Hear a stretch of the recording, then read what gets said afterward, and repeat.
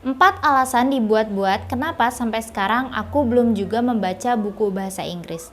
Nah loh, kenapa ya?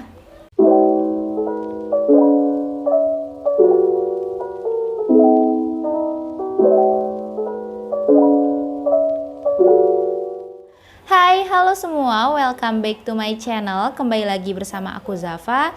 Kita kembali lagi di segmen Ngobrol Singkat. Bahasan yang akan aku angkat pada video kali ini adalah alasan kenapa aku belum juga membaca buku bahasa Inggris. So, buat teman-teman yang kepo sama videoku kali ini, wajib tonton sampai habis ya. Enjoy this video, happy watching!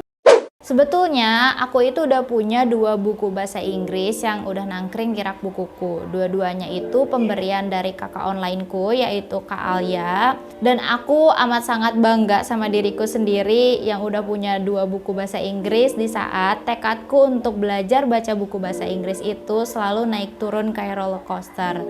Dan aku dapetin 2 buku itu tuh bener-bener gratis, and I love free book so much. Buku bahasa Inggris pertama yang aku punya adalah The Crowns of Crosswalk by D.E. Knight. Jadi ini buku fantasi middle grade. Aku punya buku ini udah setahun lebih. Waktu itu aku dapetin buku ini pas Kak Alia buat giveaway.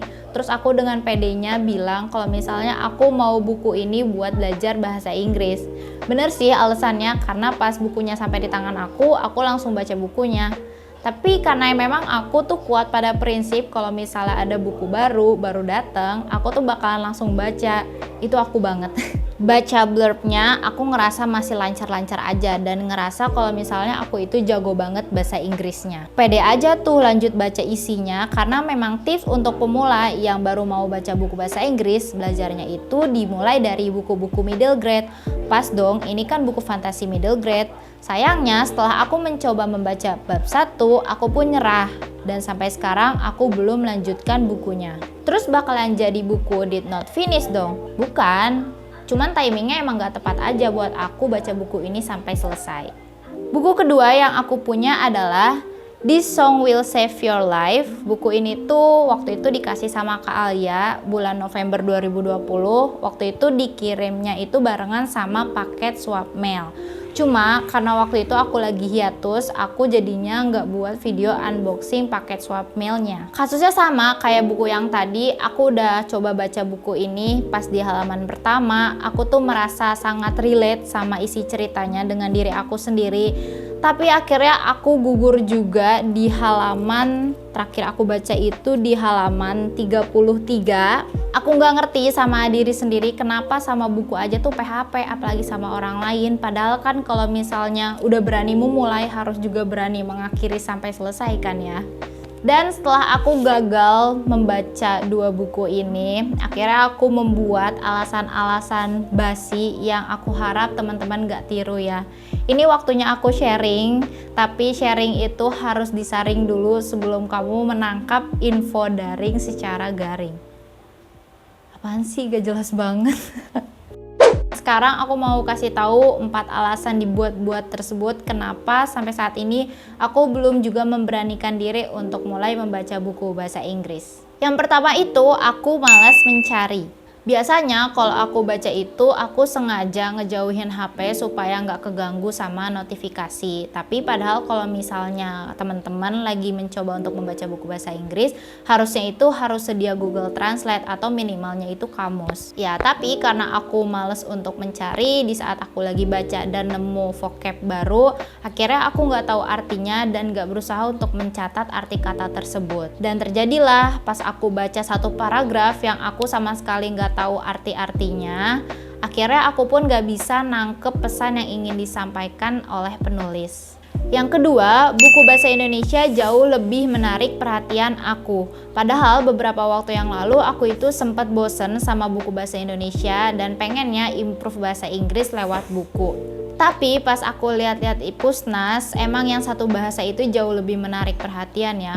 Padahal gimana mau tertarik kalau misalnya aku nggak berusaha mencari tahu lebih dalam buku-buku bahasa Inggris dan mencoba mempelajarinya satu persatu. Lalu alasan yang ketiga itu adalah rasa takut. Nah, rasa takut yang aku alamin itu adalah aku takut buat nantinya aku berhenti di tengah jalan pas baca bukunya.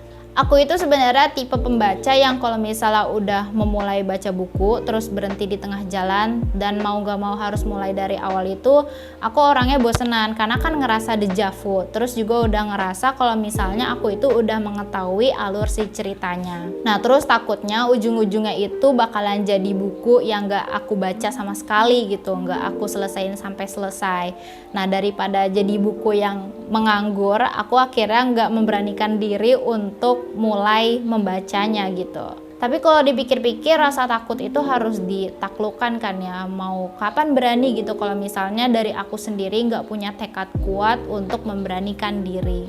Alasan keempat, belum membiasakan diri. Seharusnya aku pegang kata-kata ini, bisa karena terbiasa. Tapi kata-kata itu cuma bakalan jadi kata-kata biasa kalau dari diri akunya sendiri belum punya tekad dan niat yang kuat untuk memulai membaca buku bahasa Inggris. Dan aku itu orangnya moodian banget, jadi kalau misalnya belajar itu harus nunggu mood yang bener-bener enak.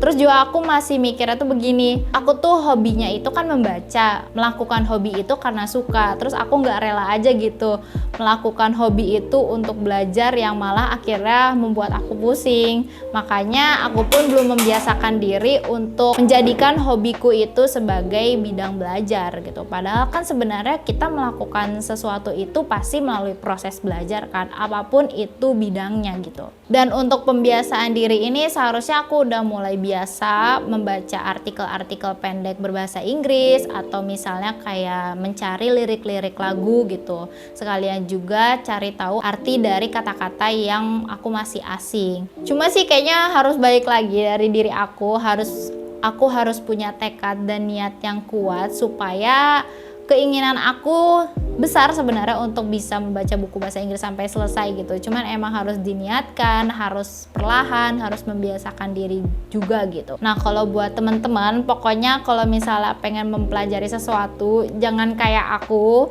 niatnya itu masih setengah-setengah. Kan kalau misalnya masih setengah-setengah nggak akan kesampaian juga kan akhirnya. Nah kalau teman-teman gimana nih? Apakah sudah mulai membaca buku-buku bahasa Inggris atau emang langganan buku bacaannya itu buku-buku bahasa Inggris? Bisa ceritakan pengalaman membaca teman-teman di kolom komentar ya. Oke, mungkin cukup sekian segmen ngobrol singkat kali ini. Nanti kita bahas-bahas topik-topik yang lainnya. Kalau kamu suka videoku kali ini, jangan lupa like ya. Dan jangan lupa juga klik tombol subscribe. Kita bertemu di video selanjutnya and bye-bye.